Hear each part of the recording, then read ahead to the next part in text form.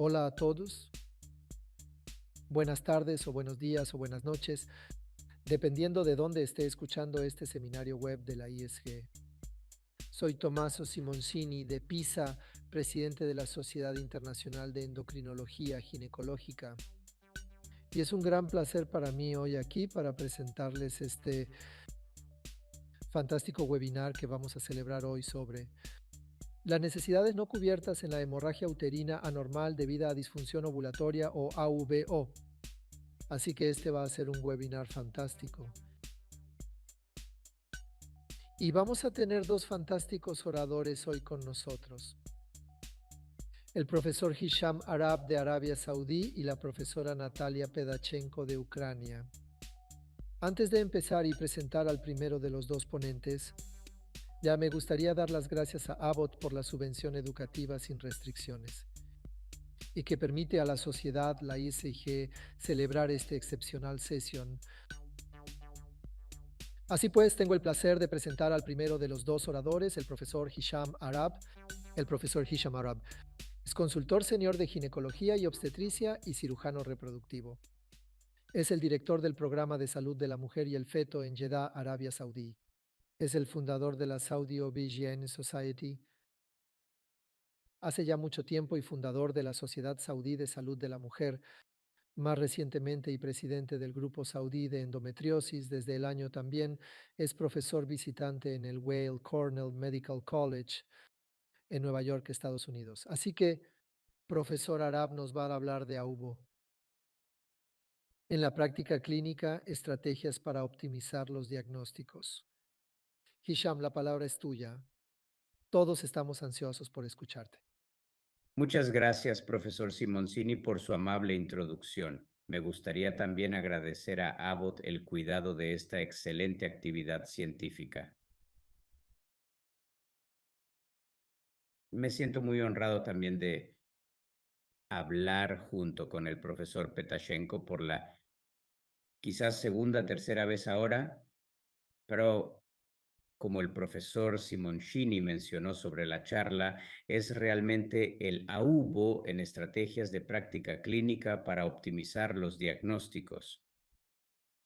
Ahora lo que realmente necesitamos saber al principio aquí, solo algún tipo de introducción a las definiciones y los incidentes, la prevalencia. Por ejemplo, un ciclo regular medido con debe implicar la frecuencia, regularidad, duración, volumen de flujo, fuera del embarazo, es una definición de hemorragia uterina anormal, que puede ser aguda o crónica. La hemorragia aguda abundante necesita una intervención urgente o crónica prolongada en el tiempo, hasta 6 meses o más. Ahora, este es un problema realmente universal que se puede ver. En todo el mundo podemos encontrar diversos incidentes relacionados con la salud de la mujer. La magnitud de estos incidentes varía desde problemas personales a nivel individual hasta situaciones más generalizadas a nivel nacional. Este es un problema de salud importante que afecta a la sociedad globalmente. La prevalencia a nivel mundial se estima entre el 3 y el 30% y lamentablemente la mitad de las mujeres afectadas no buscan atención médica. Los síntomas pueden ir desde leves a graves, lo que impacta en la productividad laboral y en la calidad de vida. Además, cada mujer puede vivir esta experiencia de manera diferente y tener diferentes medios de vida. Es crucial considerar los antecedentes familiares, el contexto educativo y el apoyo proporcionado por las familias y amigos. A lo largo de su vida, las mujeres experimentan episodios de sangrado mensual desde su pubertad, por lo que es fundamental abordar esta problemática de manera integral.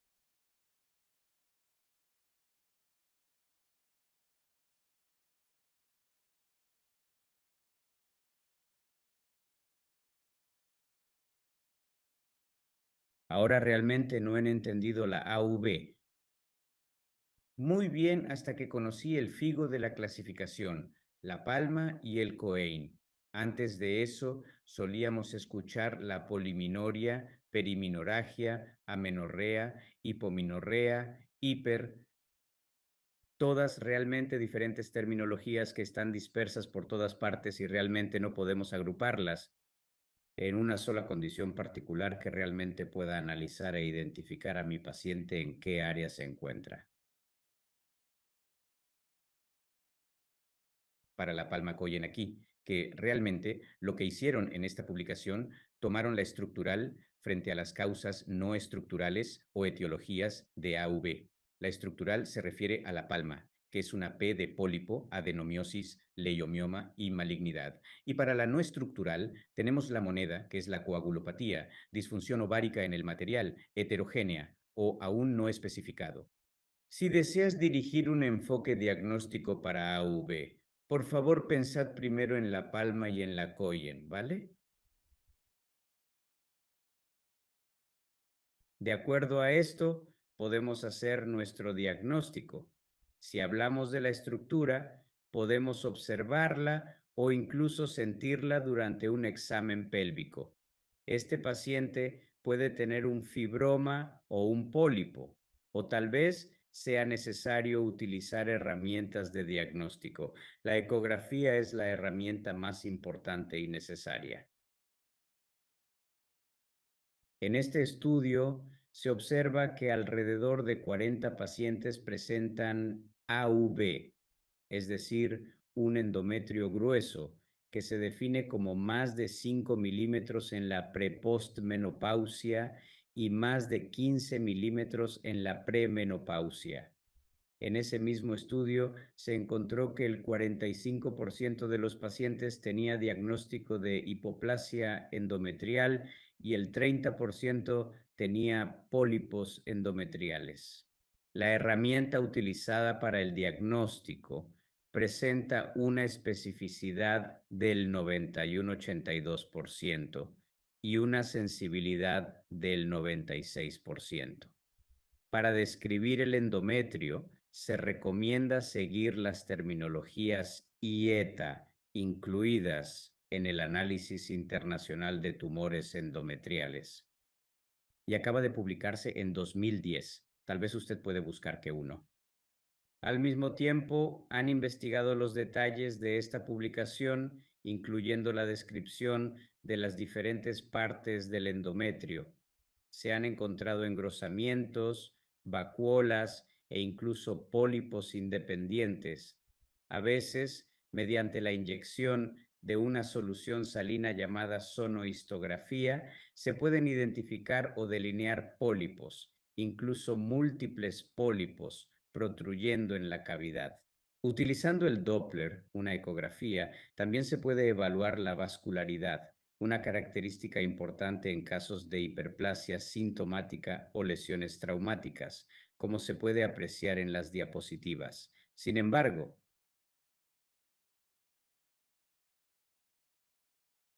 además de esta herramienta hermosa y simple de usar, existe la histeroscopia como otro enfoque. Si consideramos la histeroscopia de oficina, es realmente práctica y ocasionalmente desechable.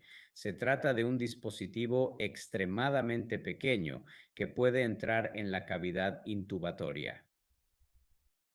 En algunas ocasiones se pueden manejar estas patologías, pero es importante realizar un examen en casos sospechosos. La histeroscopia parece ser más eficiente para diagnosticar patologías uterinas, como los pólipos y la estructura intracavitaria. A partir de aquí podemos abordar el tema del miometrio. Así que terminamos la cavidad y el miometrio. Para el miometrio tenemos otro enfoque. Aún así tenemos que utilizar el ultrasonido y ver las diferentes partes de la patología allí. ¿Sabes qué es lo más importante? Son los miomas. Mira aquí, ahora tenemos la clasificación FIGO de los diferentes tipos de miomas según su ubicación en el endometrio, miometrio y serosa. La clasificación va del 0 al 7. donde 0 significa completamente dentro de la cavidad y 1 principalmente en la cavidad, que se extiende ligeramente al miometrio y así sucesivamente. Todos conocemos el tipo 7, que es un fibroma extrauterino. En todos los departamentos de radiología siempre se indica el tipo de mioma junto con su descripción. Dentro del miometrio todavía tenemos otra área que puede ser pasada por alto a veces, que es la adenomiosis. Y para distinguir entre adenomiosis y fibroma uterino, creo que una de las publicaciones a las que realmente quiero referirme es el MUSA, que es la herramienta de diagnóstico de evaluación sonográfica morfológica del útero que se publica en el año del año. Bellamente te dice, quiero decir, cómo delinear entre una adenomiosis y un fibroma, como puedes ver aquí con todas las diferentes características. Al ir en busca del diagnóstico de problemas no estructurales, es importante tener en cuenta a un grupo especial de adolescentes que pueden sufrir hemorragias frecuentes. Muchas veces se asume que estas hemorragias se deben a coagulopatías, pero antes de llegar a esta conclusión es necesario descartar el AVC siguiendo ciertos criterios. Estos incluyen menstruaciones abundantes, sangrado excesivo durante cirugías y moretones recurrentes. De ser el caso, es recomendable realizar las pruebas adecuadas o remitirlas a un hematólogo para obtener un diagnóstico y tratamiento precisos. Cuando se adopta un enfoque holístico en AV, creo que hay tres áreas problemáticas. La normalización por parte de la paciente de la menstruación abundante, la supervisión del médico sobre la anemia como consecuencia de la hemorragia y la inconsistencia clínica. Clínicas incoherentes, así que queremos pensar aquí, les acompañaré en esta breve presentación para mostrarles que la percepción de las mujeres sobre el sangrado anormal puede ser variable. Algunas incluso no consideran tener un periodo abundante y necesitan atención médica. Algunas lo ven como un flujo normal y un cuarto de ellas, para ser precisos, piensan, ¿qué puede hacer el médico por mí? Esto resulta en el problema arrastrándose durante años. Imagínense, el 1% de las mujeres esperó un año para visitar a un médico. El 12% esperó 2 años. El 9% de las mujeres con sangrado abundante o sangrado uterino anormal esperaron 5 años antes de buscar atención médica. Pero incluso entonces, cuando fueron a ver a un médico, ¿qué encontramos? Al 23% no se les informó de las opciones de tratamiento. Imagínate, también hay un problema.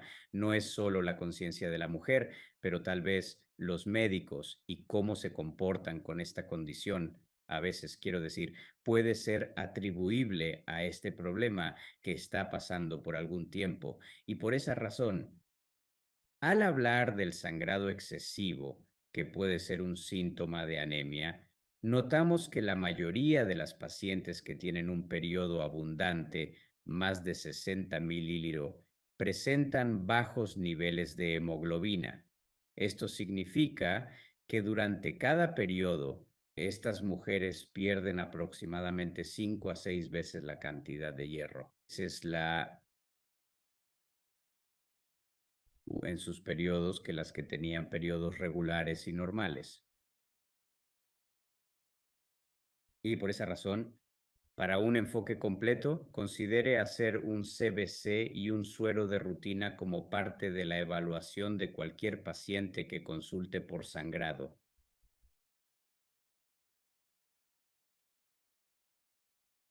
La anemia podría estar contribuyendo a los síntomas que presenta. En lugar de mencionar directamente su menstruación abundante, lo que ella expresa es que está experimentando pérdida de cabello, ansiedad, depresión y falta de energía, al punto que se ausenta del trabajo durante algún tiempo. Y todos estos son síntomas de anemia, no son síntomas de la hemorragia en sí. Y es por eso que como una causa concomitante, como médicos y ginecólogos, estamos familiarizados con diagramas de flujo. Hemos visto ejemplos de países como Estados Unidos, Polonia, India y el Reino Unido. Estos diagramas nos dicen qué hacer en diferentes situaciones. Si hay sangrado, podemos intentar con progesterona o bimectamina y en algunos casos se necesita una cirugía. Sin embargo, a veces olvidamos pedirle al paciente un análisis de sangre o un examen rutinario. Esto puede tener consecuencias significativas. A pensar en esa área con mucho cuidado que es parte de su diagnóstico y no pasarlo por alto si eres un buen médico, porque hemos visto que pacientes en este estudio es un hermoso estudio publicado en el año del año, donde los pacientes con sangrado uterino anormal trataron definitivamente en dos grupos. Un grupo tenían una histerectomía y el otro grupo tenía una marina, y ambos no tuvieron más sangrado, pero en realidad no recibieron ningún tratamiento para la anemia que tenían. ¿Saben qué? Según esta curva de aquí, ves el suero de rutina y la hemoglobina no se corrigió realmente y sigue hasta 5 años después. Así que imagina a esta señora, sí, lograste detener su hemorragia, pero ella sigue teniendo esa anemia durante ese periodo de tiempo. Aquí vienen los problemas con el diagnóstico, el tiempo. ¿Debo hacer cirugía? ¿Debo diagnosticar como un clavo en el agua? ¿Debería remitirla a un médico? Mi señora volvió a mí y al paciente sin preocuparse. No creía que fuera grave, así que el problema sigue y sigue. Y sigue. Para ello lo que hice decidí pensar en un solo enfoque, y yo llamo a eso el enfoque de ventanilla única para la primera vez que el paciente viene a una visita. ¿Cómo lo hago? Lo primero que pienso es de nuevo en la palma y el collen. ¿Recuerdas? Así que una vez que tienes eso en mente, entonces aplico mi regla, lo que yo llamo el tatuaje. Por una T, ¿vale? Tatu, T de cirugía transvaginal, yo hago la ecografía. La A de chequeo y tratamiento de la anemia. La otra razón para la T es transferencia de servicio médico. Por ejemplo, si necesita ver a un hematólogo, oncólogo, andrólogo u otro especialista, se puede realizar una biopsia en la consulta. Si está en la posmenopausia, podría indicar una anormalidad cancerosa. La O, por otra parte, representa la histeroscopia en la consulta. Sin embargo, debes tener una buena práctica y la capacidad de ofrecer este servicio. Una vez que hayas pensado y aplicado estos métodos, puedes realizar un diagnóstico de AV. Así que AV es un diagnóstico de exclusión que ocurre en el periodo temprano de la vida y también hacia el final de la menopausia. Y para esto puedo decirle aquí, nosotros para abordar esta condición se puede dividir en el AUBO o AUBE. Y te digo por qué incluí E aquí, porque para distinguir entre los dos, el AUBO puede ser o no ovulatorio porque hay un estrógeno opuesto y no hay ovulación. Y aquí las podemos dividir en pesadas o ligeras e irregulares. Y esto depende de la cantidad de estrógeno. Las que tienen un estrógeno opuesto, que son jóvenes y tienen mucho estrógeno en su sistema sin ovulación, tendrán lo que llamamos sangrado abundante irregular. Los que son en realidad tarde hacia la menopausia no tienen la ovulación y también tienen bajo estrógeno. Y es por eso que tengo el sangrado irregular, pero es más ligero. Luego tenemos el AVO ovulatorio, que es el cíclico. Y aquí estamos hablando de los problemas con el endometrio en sí. Y te explicaré esto en un minuto. En esta diapositiva se muestra que el sangrado por ruptura del estrógeno aumenta cuando hay un estrógeno opuesto. Si excede el suministro de sangre, ocurrirá un desprendimiento. Puede ocurrir en pequeñas cantidades, conocido como manchado, o en grandes cantidades, conocido como sangrado abundante.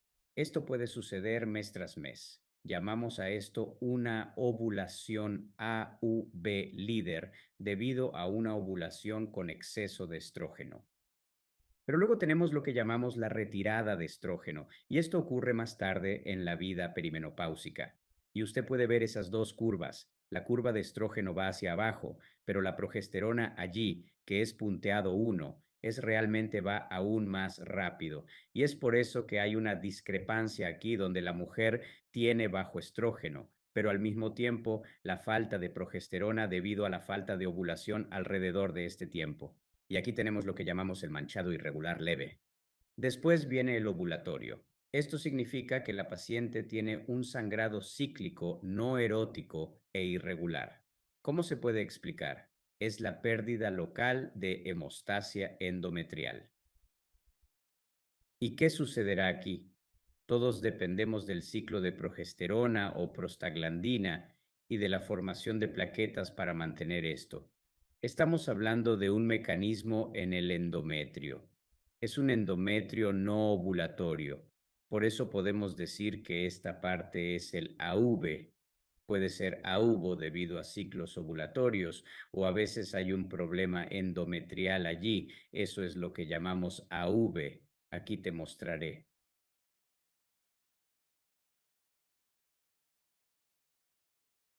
Existe tres mecanismos que el cuerpo de cada mujer pone en marcha cuando comienzan su menstruación con el fin de detener el sangrado. De lo contrario, el sangrado continuaría indefinidamente. ¿Cuáles son estos mecanismos? En primer lugar, la agregación plaquetaria. Cuando hay una lesión o daño en el tejido, se forma un coágulo con la ayuda de las plaquetas y la fibrina.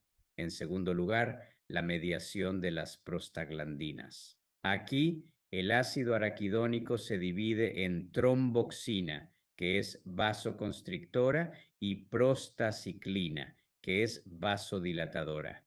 Para detener el periodo, normalmente el cuerpo utiliza la tromboxina y también aumenta la prooxidoprostina F-alfa, otro vasoconstrictor, con la ayuda de la progesterona.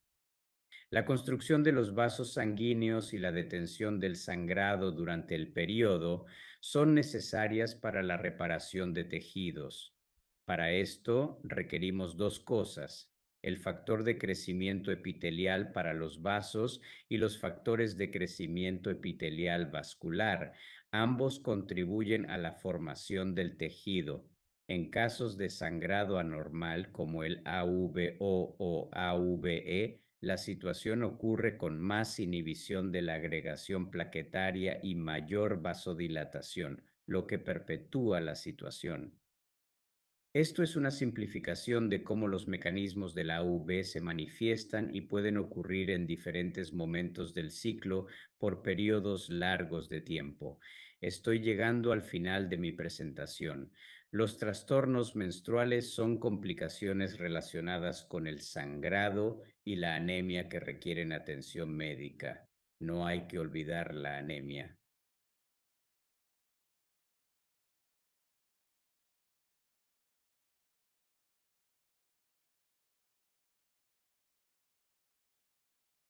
La conciencia de la mujer es tan frágil que la mitad de las mujeres afectadas no buscan atención médica. El uso de la clasificación AV de FIGO es un requisito previo importante para gestionar la AV.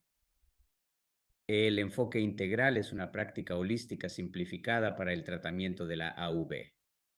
AVO es una presentación común de varias disfunciones que resultan en el desprendimiento individual anormal y asegurar su diagnóstico y realmente su descartar causas estructurales de AV con la ayuda del tatuaje para entender y tratar AVO.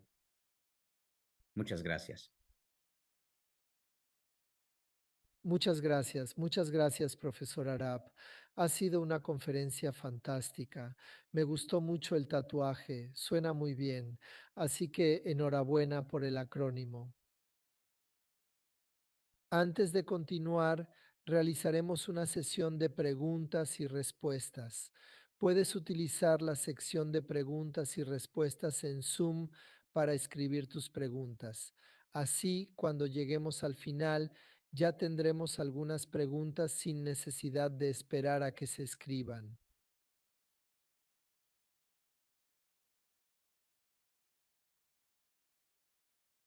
Así que ahora tengo el placer de presentar a la siguiente ponente, la profesora Natalia Pedachenko. Natalia no es solo una. Hola Natalia, aquí estás en vídeo. Hola. Hola, yo diría que Natalia es una oradora fantástica. Es la jefa de obstetricia, ginecología y perinatología en la Universidad Nacional de Salud Shupik en Kiev, Ucrania. Ha sido profesora de obstetricia y ginecología tempranamente, a pesar de ser muy joven. Y ella es un médico fantástico con una amplia experiencia en endocrino, endocrinología, trastornos menstruales, endometriosis, SOP, cirugía endoscópica.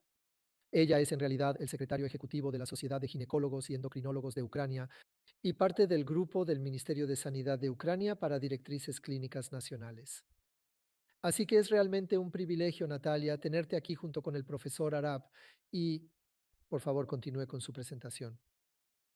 Querido profesor Tomaso, querido profesor Arab, estoy muy agradecida de estar aquí y yo. Realmente creo que es un gran honor y un placer. Hablar juntos sobre este tema realmente importante y estoy extremadamente feliz de estar aquí hoy con ustedes. Y a decir verdad, yo estaba absolutamente también sorprendido con el tatú mnemonim y voy a utilizarlo también en mi práctica clínica en mis conferencias. Y para empezar con mi parte de discurso, me gustaría compartir con todos nuestros médicos de todo el mundo que están viendo este webinar que algunos eventos interesantes habían sucedido. Un panel de expertos que se llamó Grace, también es un bonito mnemonim, que evaluó las lagunas actuales en las directrices de gestión de los trastornos ovulatorios y este panel de especialistas de todo el mundo. Se discutió maneras de abordar las necesidades de tratamiento no satisfechas, hemorragia uterina anormal, y estamos muy contentos de que el artículo ya está publicado y lo veis aquí. Lo he destacado en un momento que, así como Tommaso Simoncini y el profesor Hisham Arab están allí, y la lista de los coautores de este interesante artículo. ¿Qué contiene? Me gustaría compartir brevemente con ustedes que la idea principal es que una simplificada, muy fácil, jerarquía de puntos de decisión, que refleja la edad, necesidad reproductiva. Las contraindicaciones son clave para el éxito en la terapia de estrógeno. Y la palabra clave de este artículo, por supuesto, es individualización. Es un enfoque diferencial para elegir un plan y un método de tratamiento, teniendo en cuenta de nuevo la edad, el estado de salud y otros factores que pueden afectar a la recuperación. IMC, historial médico, riesgos cardíacos, tabaquismo, enfermedades autoinmunes, estado socioeconómico, preferencias del paciente, necesidades, etc. ¿A qué grupos especiales de pacientes habían sido mencionados? Habían sido propuesto por expertos, también escrito en el artículo, realmente.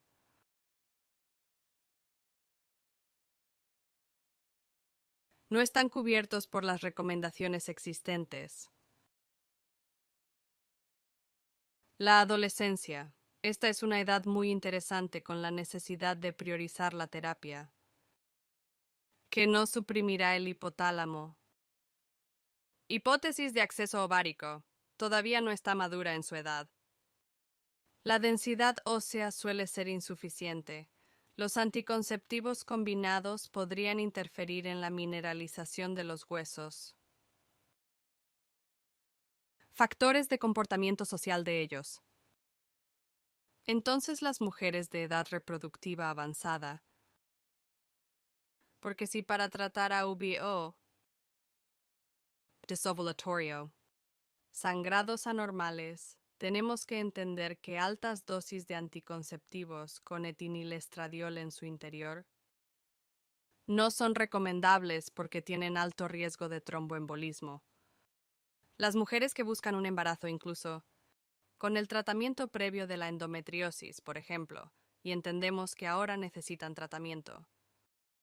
Y no pueden usar anticonceptivos orales combinados, por supuesto, porque les gustaría concebir.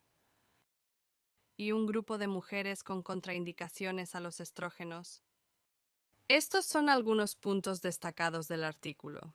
Durante el panel Grace, tuvo lugar el segundo foro de expertos de Ucrania sobre hemorragia uterina anormal,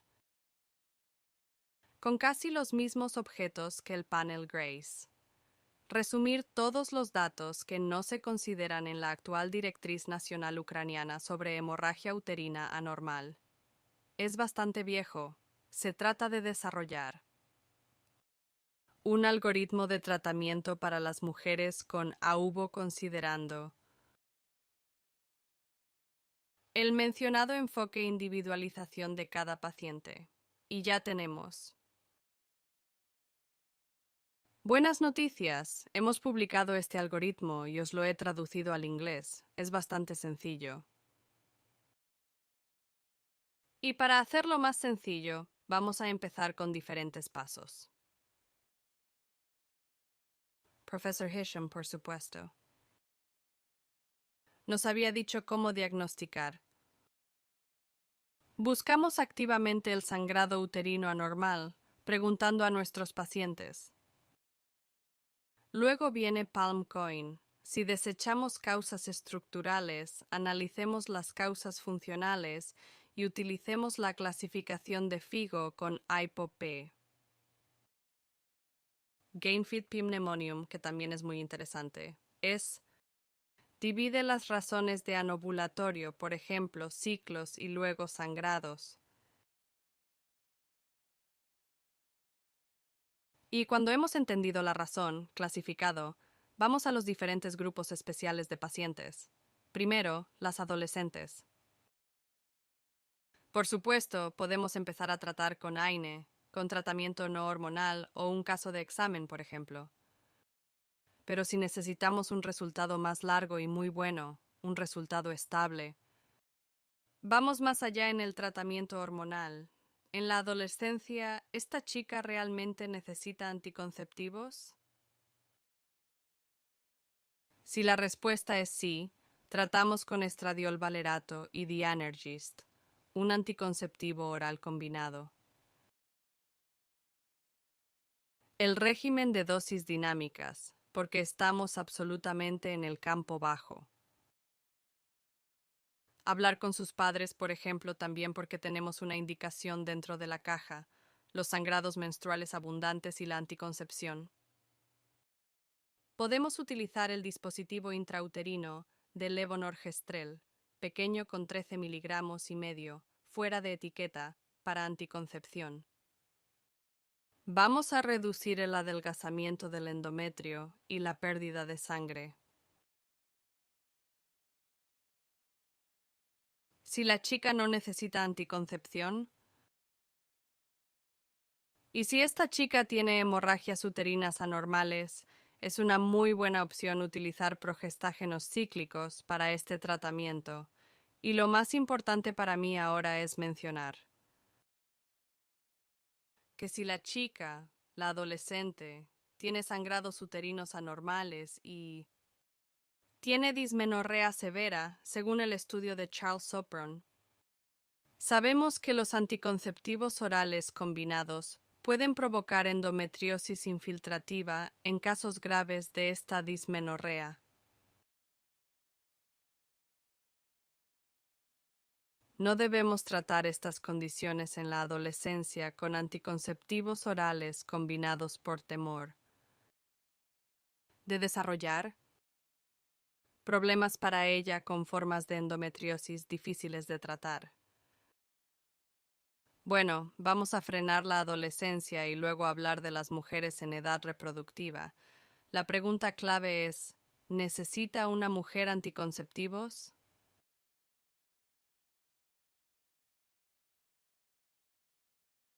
Si ella dice sí, evaluar si los estrógenos están contraindicados, migrañas con aura. Tabaquismo, presión arterial alta, etc. Usted conoce estas contraindicaciones.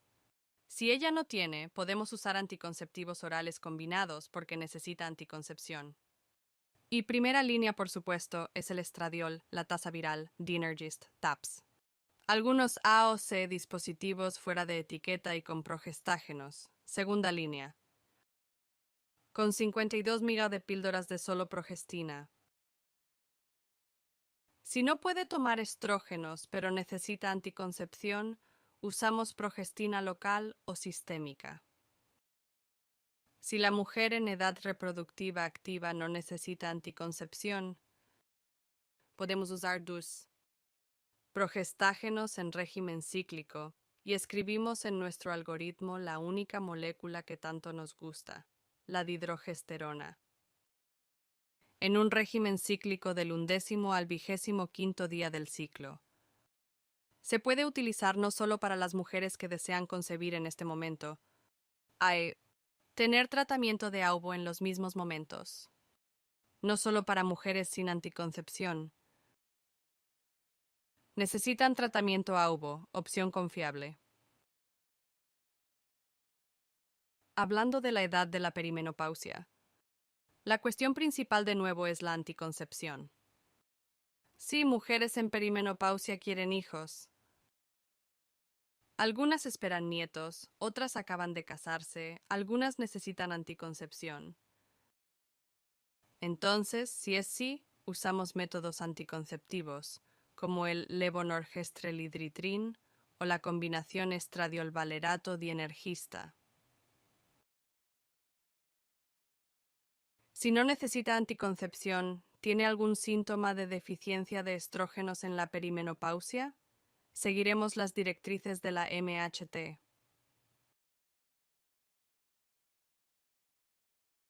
Si no los tiene, es de nuevo un tipo de tratamiento muy fisiológico, es añadirle dihidrogesterona. El profesor Hisham dijo que la perimenopausia inicia con la disminución de progesterona del día 11 al día 25 del ciclo. ¿Por qué usamos progestágenos cíclicos para AUBO? Porque en nuevas directrices hay suficientes pruebas para escribir que son eficaces en cíclico. El uso simultáneo de anticoncepción hormonal combinada es eficaz y esencial en el tratamiento de los sangrados menstruales abundantes.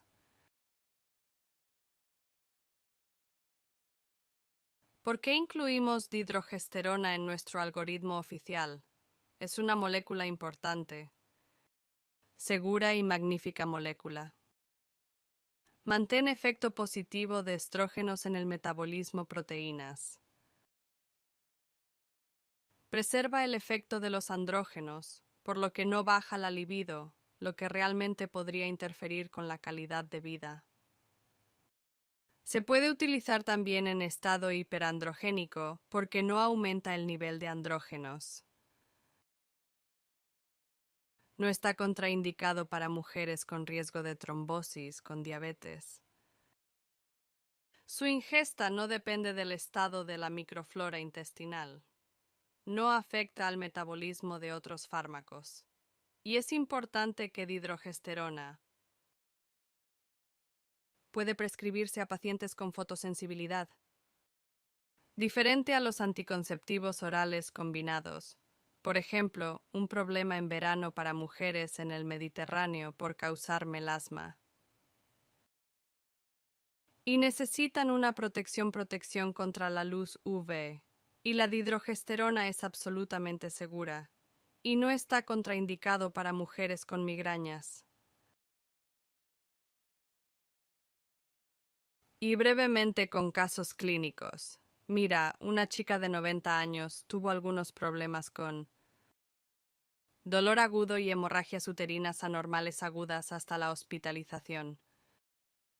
Ella se quejó por retrasos periódicos en la menstruación de hasta 25 días. En los últimos 4 años ha tenido un ciclo irregular, que incluso se alargó hasta 47 días. Ella experimenta un débil flujo menstrual que a veces coincide con las abundantes de años anteriores. Lleva una vida sana, no tiene estrés y no tiene pareja. Revisiones, ninguna patología, su madre tiene sobrepeso y diabetes tipo 2, exámenes ginecológicos sin ninguna característica. La ecografía muestra un útero normal, pero los ovarios están ligeramente agrandados, con más de 10 mililitros de volumen. Esto puede indicar una morfología ovárica poliquística.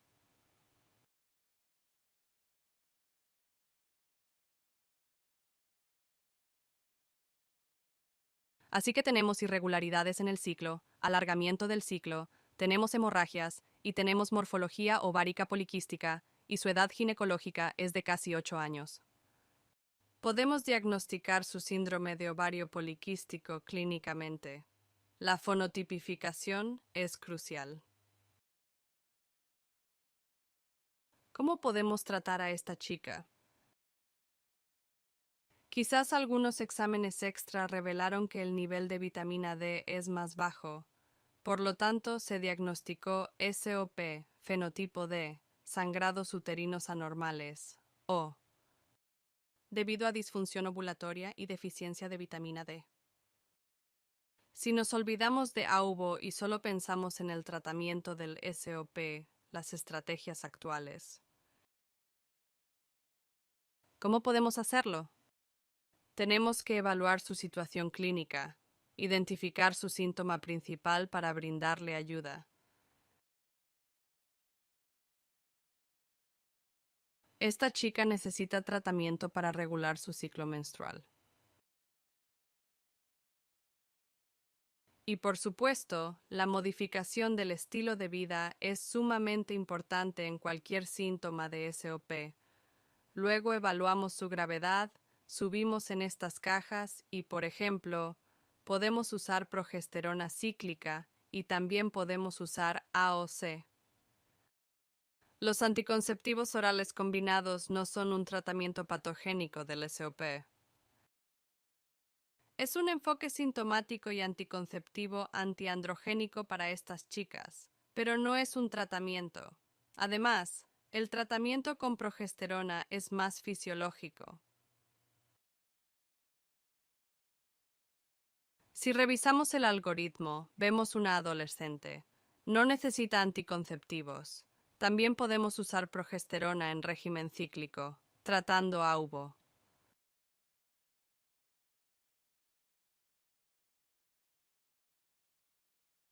Este tratamiento es absolutamente fantástico porque estos pacientes necesitan una terapia de base patogénica que no interrumpirá la síntesis de las hormonas gonadotrópicas y sexuales, no suprimirá la ovulación y realmente contribuirá a la puesta en marcha de su propio mecanismo de ciclo, regulación.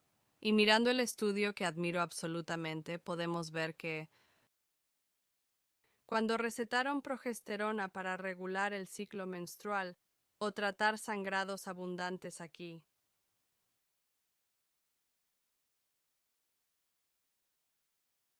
se normalizó el ciclo, pero entonces, después de la retirada de este tratamiento, durante la observación posterior, podemos ver que el efecto continúa.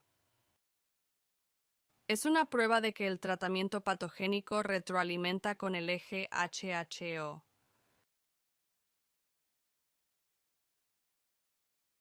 Entonces, ¿qué habíamos recomendado?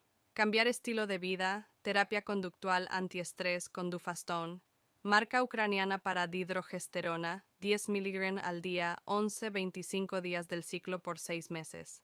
Maya tiene SOP y lo sabe todo. Y sé que también es muy popular en Italia y en Ucrania lo mismo, la vitamina D. Y estamos muy contentos de que la dihidrogesterona es muy aceptable y tiene un alto grado de satisfacción, tanto de los médicos y los pacientes. Segundo caso clínico, 33 años de edad, niña. Ella vino porque está planeando un embarazo solo para un chequeo. En el transcurso del interrogatorio a la paciente, fue justo el tema del que hablaba el profesor Hesham. Quedó claro que su menstruación dura 8 o 9 días. Tiene coágulos, grandes coágulos en su... La mujer se despierta por la noche y cambia los productos sanitarios, ya que todas las mujeres de la familia sufren menstruaciones abundantes. Pero le explicamos que no es algo normal. Tiene hemorragias uterinas anormales, ha ganado peso, etc. Cualquier. Otros hallazgos interesantes, examen ginecológico sin características especiales. La detección activa. Desangrado uterino anormal historia detective es extremadamente importante. Y el tratamiento de AV en Ucrania sigue este protocolo de 4 preguntas, también incluidas en el mismo. De atención médica de la anemia ferropénica. ¿Afecta la menstruación a las actividades diarias? ¿Tiene que cambiar de productos sanitarios por la noche? ¿Tiene coágulos de sangre grandes? ¿Y tiene síntomas de anemia, respiración entrecortada, debilidad? ¿Se despierta por la mañana y ya está cansada? Si la respuesta es afirmativa a una pregunta, es motivo para suponer que la paciente tiene una hemorragia uterina anormal. Las pruebas de laboratorio de este 33 años de edad. Vemos que tiene anemia. Su ferritina es baja. Tiene niveles de prolactina inducidos por estrés de 31 ml. Hiperprolactinemia leve, con poca cantidad. De vitamina D en su sangre. Todo lo demás está dentro de los valores de referencia, digamos. Examen de ultrasonido, el endometrio es 9. Está bien, pero tiene alguna inclusión hiperecoica. Inclusión sin adoptador del pedículo. No se excluye pólipo endometrial y tiene un gran folículo, 24 ml en el de segundo día del ciclo. Por tanto, tiene algunos eventos no normales en la regularidad de la ovulación. Sí, ella tiene realmente tal vez hiperprolactinemia inducida por estrés. Alteraciones del ciclo sí que van clínicamente como hemorragias uterinas anormales. De nuevo, vamos a nuestro algoritmo, edad reproductiva activa. Ella no necesita anticonceptivos, por lo que puede ser prescrito dihidrogesterona, y esta chica está planeando un embarazo. Este régimen del día 11 al día 25 es aceptable para mujeres buscando embarazo, aunque no se inicie tras la ovulación. Esta cantidad de pastillas es necesaria para tratar las hemorragias y no interfiere con la ovulación. También se administra dufastona dihidrogesterona en el mismo régimen.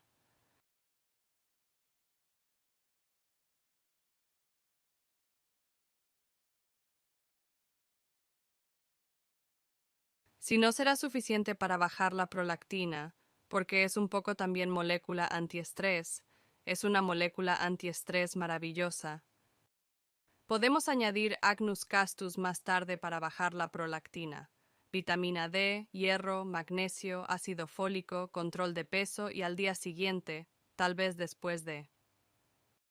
Legrado con dihidrogesterona del endometrio, 2 veces al día durante 10 días. Y si vamos a ver el pólipo, bien, vamos a realizar una resección histeroscópica de este pólipo. ¿Por qué he contado la fantástica acción de la dihidrogesterona como molécula antiestrés? Porque es un metabolito de dihidrogesterona. Hay un metabolito allopregnolone.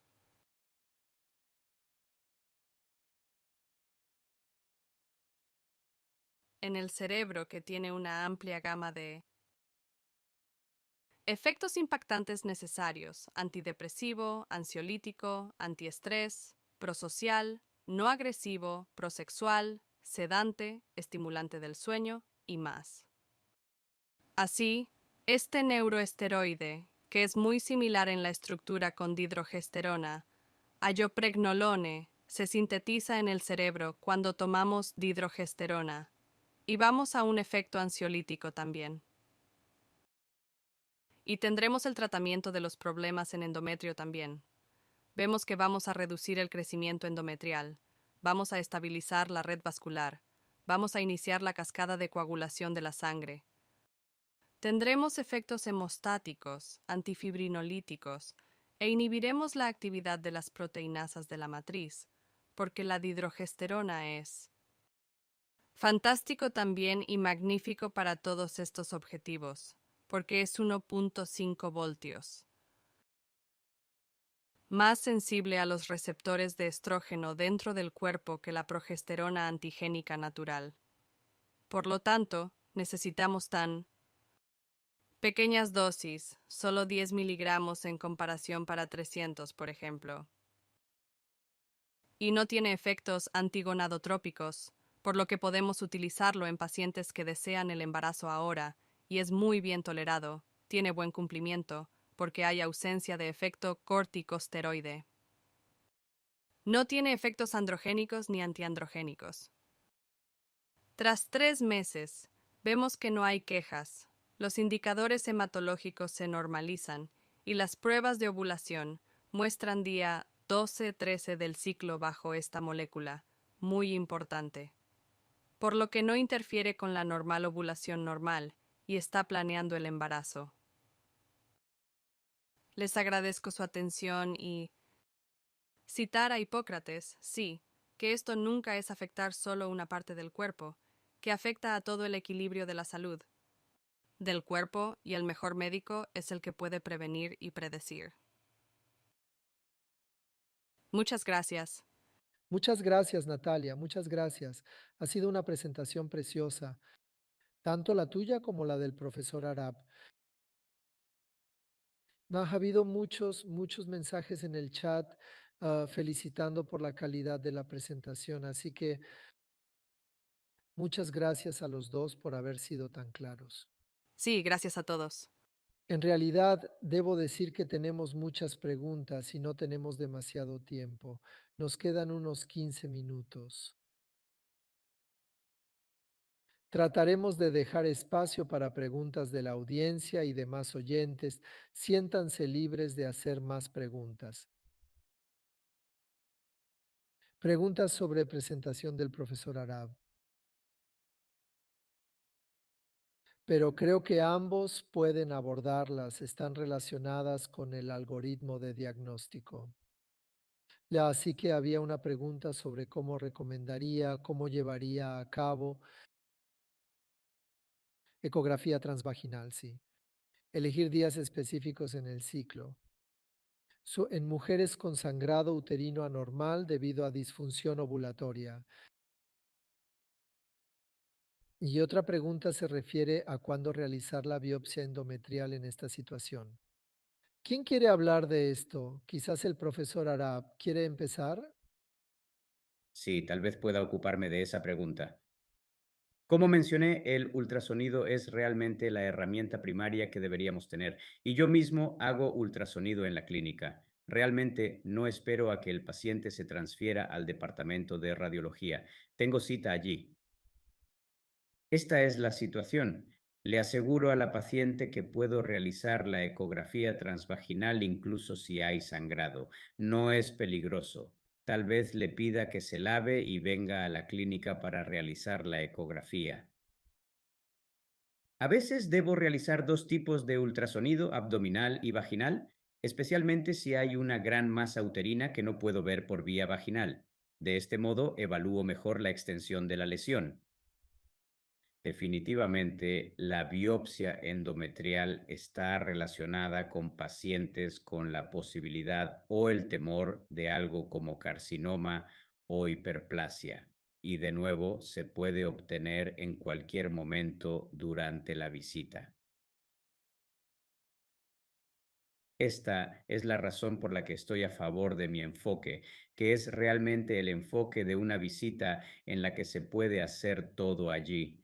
Quiero decir, claramente no necesitas esperar. Quiero decir, la interpretación del tejido que se obtiene en la muestra con el papil o si es el NC a veces. Quiero decir, todo se puede correlacionar con el ciclo y siempre, por ejemplo, enviamos el tejido, lo enviamos junto con el LMP. Así que el histopatólogo puede correlacionar y, por supuesto, puede interpretar adecuadamente la patología. Esto es claro. Tal vez sea para Natalia. Es sobre la pregunta del apoyo lúteo en la FIV. Ambos han hablado del uso de progestina como apoyo en la fase lútea del ciclo y como prevención, pero en el contexto de la FIV.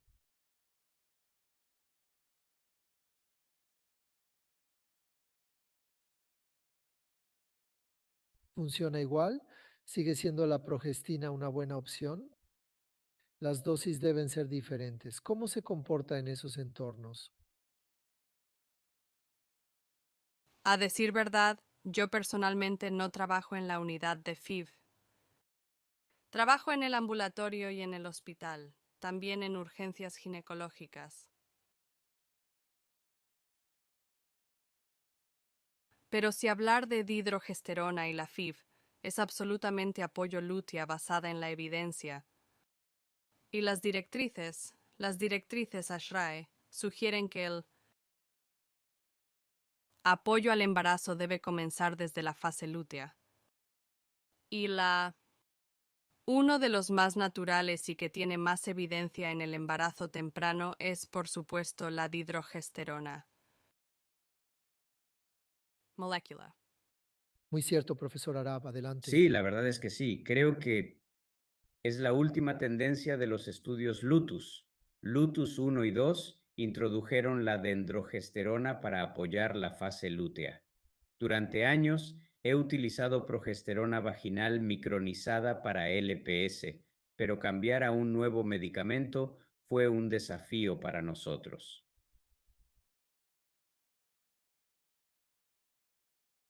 Sin embargo, puedo confirmar que lo he hecho y obtengo los mismos resultados. La literatura incluso enfatiza que la dendrogesterona es un excelente apoyo en la fase lútea. No solo es tranquilizador que no es teratogénica, sino también es muy segura en el desarrollo embriológico temprano. Sí, absolutamente cierto. Y profesor Arab, esta es una pregunta específica para usted. Una de las personas que escuchó su presentación quería que comentara sobre el uso del ácido tranexámico para el tratamiento de hemorragias uterinas anormales. ¿Cómo se coloca? ¿Cómo se realiza? Quizá también las dosis, que creo que es una pregunta interesante porque es muy variable. En mi experiencia, hay gente que usa más ácido tranexámico que otros que son más conservadores. Es cierto, ahora utilizamos más el ácido tranexámico en nuestra práctica, tanto en cirugías como en oficinas. Por ejemplo, es ideal para tratar el AV en pacientes con sangrado abundante.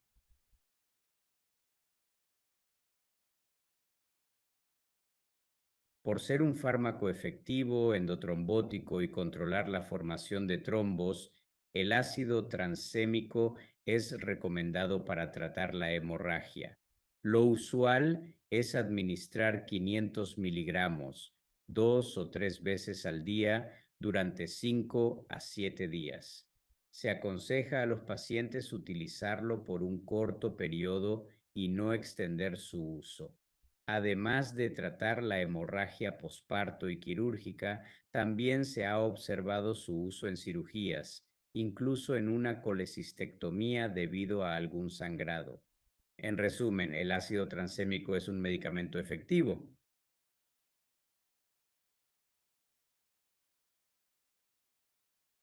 Eso es cierto.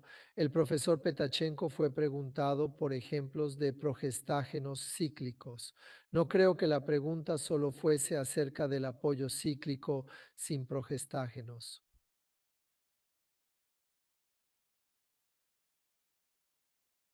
además de la diregeción o medroxia o progesterona microdiazada, sino también sobre cuál es el mejor momento o la dosis, o cómo eliges la dosis si tienes varias opciones en tu práctica clínica.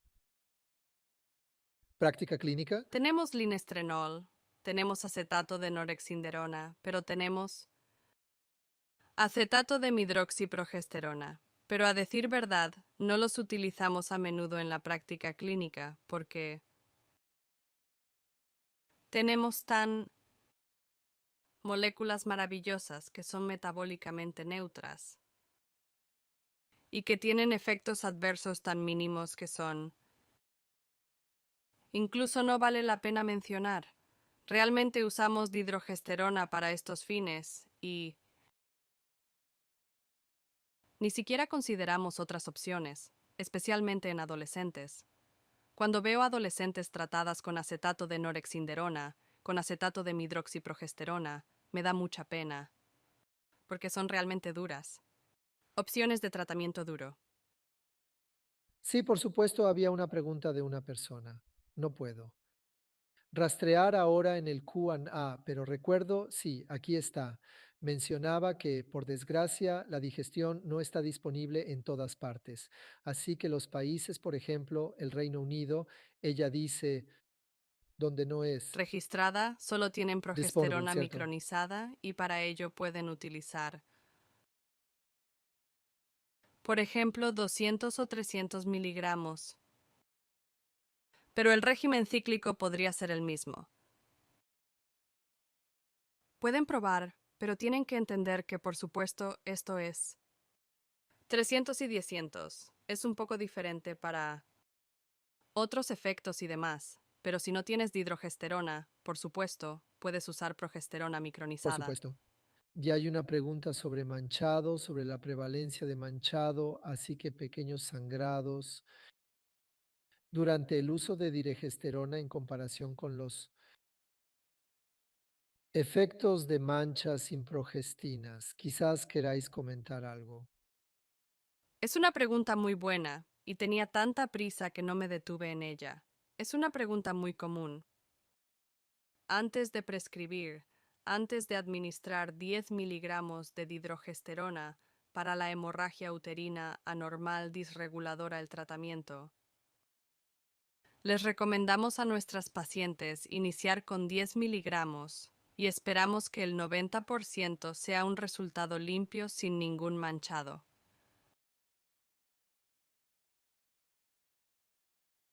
Si usted tendrá manchas, y a decir verdad, es bastante raro, lo prescribimos ampliamente.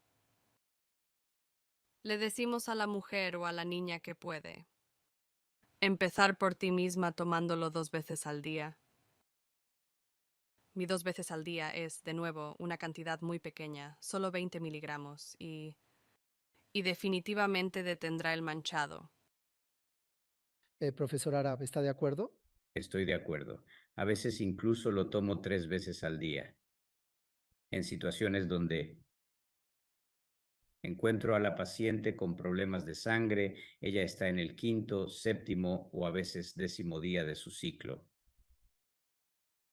Creo que ahora es el momento adecuado para aumentar la dosis de progesterona, especialmente la dragesterona, 3 veces al día, 30 miligramos.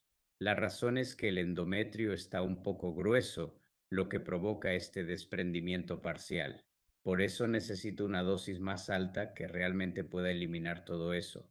A veces hay quistes ováricos, pero parece que está funcionando bien, sobre todo durante la fase lútea.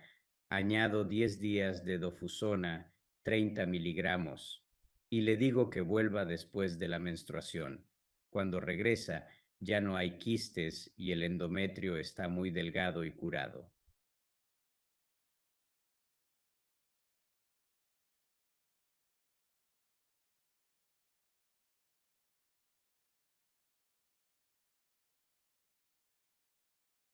Ah, vale, creo que hay una serie de preguntas que ambos pueden tratar de abordar, tratando de entender cuál es la diferencia en su experiencia clínica entre el uso de progesterona micronizada y diregesterona. Quiero decir, el perfil es muy similar, así que sabemos que son muy neutrales en términos de efectos metabólicos.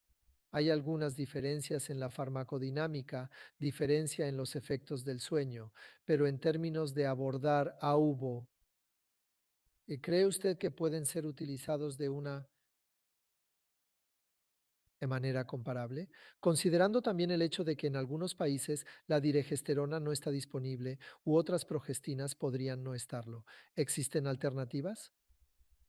Profesor Arab, ¿quiere empezar? Bien, si sigo con esto, en realidad, quizás en ciertas situaciones sean intercambiables entre la micronizada y la diregesterona. Por ejemplo, en el caso de adolescentes, como mencionó la doctora Natalie, cuyo eje HPO es muy sensible y delicado, no se recomienda utilizar anticonceptivos combinados. También, si me preguntas si tengo la opción de elegir entre norethisterona o diregesterona, prefiero la diregesterona debido a que se sabe que la norethisterona tiene un efecto estrogénico. Esta impureza de la norethisterona podría poner cierta carga en las jóvenes de esta edad. Por lo tanto, creo que la diregesterona es mi prioridad. Además, cuando se trata de mujeres que están planeando quedar embarazadas, nuevamente no quiero elegir progestágenos con posibles efectos androgénicos o incluso mineralocorticoides.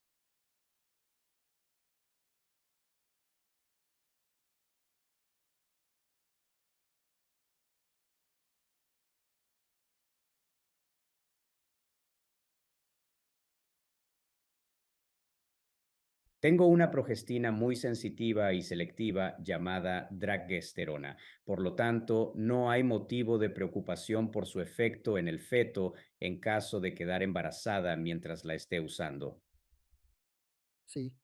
Natalia, hay un par de preguntas que quiero entender un poco mejor acerca de sus comentarios sobre anticonceptivos hormonales en adolescentes y los riesgos de endometriosis. ¿Quieres volver a comentarlo? Con mucho gusto.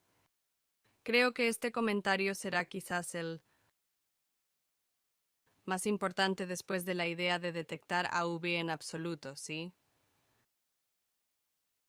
Entonces, si prescribimos debido al estudio Chaperone, si prescribimos a las adolescentes anticonceptivos orales combinados, para el tratamiento de la dismenorrea severa, menstruaciones dolorosas.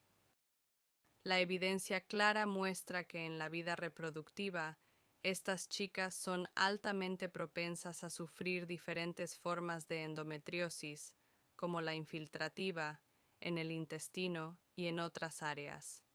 Además, se ha demostrado una fuerte relación entre el uso prolongado de anticonceptivos orales en adolescentes y el desarrollo de esta condición.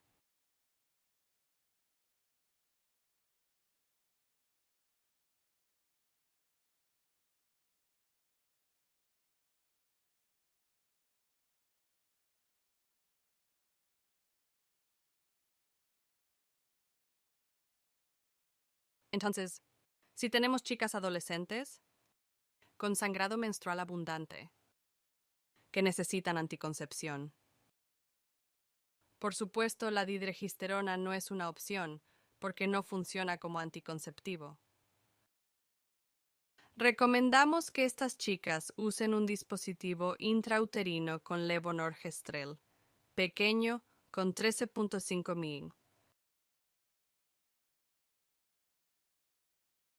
y funcionará como anticonceptivo, y excluirá las menstruaciones durante 2 o 2 años y medio. Años definitivamente. Y tendrán dismenorrea, no tendrán dismenorrea, no tendrán hemorragias, y vamos a resolver su problema, y vamos a resolver el problema con la anticoncepción, y no vamos a dar a esta chica estrógeno, incluso etinilestradiol, porque llevará al desarrollo de endometriosis más tarde. Perfecto. Hay al menos otras 10 preguntas pendientes que no podremos abordar, pero creo que hay una que merece ser preguntada a ambos muy rápidamente. Hay una pregunta sobre la drosperinona como progestina. Y la pregunta es si usted sabe si afecta negativamente a la densidad ósea o hueso o la fisiología ósea en adolescentes. ¿Tiene alguna información sobre la drosperinona? Tengo información de que todos los fármacos esteroides sexuales influyen en la densidad de la masa ósea. Cuanto más natural es la hormona esteroide sexual, más bioidéntica. Menos impacto tiene en la densidad de masa ósea. Valeratos naturales de estradiol, 17 beta-estradiol, didregisterona y progesterona macronizada. Todos los demás tienen un impacto mucho peor. Bien, esto es genial. Estamos justo a tiempo, así que debemos finalizar la sesión. En primer lugar, quisiera disculparme con todos los que plantearon preguntas. Lamentablemente no tuvimos suficiente tiempo para revisarlas todas. Comparado con otros seminarios, este ha sido muy animado. Felicitaciones y muchas gracias a todos. Además, quiero agradecer a Abbott por su apoyo en este webinar y también a la Sociedad Internacional de Ginecología por ser los anfitriones. Por último, agradezco profundamente al profesor Isham Arab y a la profesora Natalia Pedachenko por ser unos ponentes tan fantásticos y expertos en compartir su experiencia clínica con todos nosotros.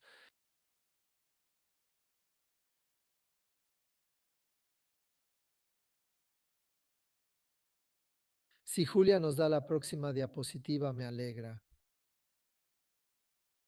Presentar el próximo webinar del ISG, que se celebrará el miércoles 13 de noviembre 24 y a las 3 en punto hora del este. Tratará sobre la terapia hormonal en la menopausia y sobre cómo minimizar los riesgos y maximizar los beneficios.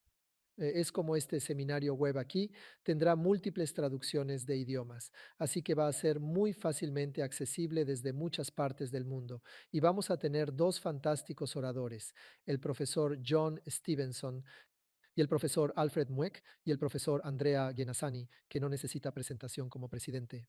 Así que muchas gracias. Y antes de dejaros y agradeceros a todos que os quedéis con nosotros, me gustaría empezar invitándoles a marcar sus agendas del 4 al 7 de marzo 26 para el 22º Congreso Mundial de Endocrinología Ginecológica, que va a ser como diferencia, no en Florencia, sino en Roma, porque queremos que sea un evento muy grande, porque va a ser el 40º aniversario de la Sociedad Internacional de Endocrinología Ginecológica. Así que gracias a todos, gracias a todos. Hablamos y nos vemos muy pronto, eso espero. Muchas gracias a todos.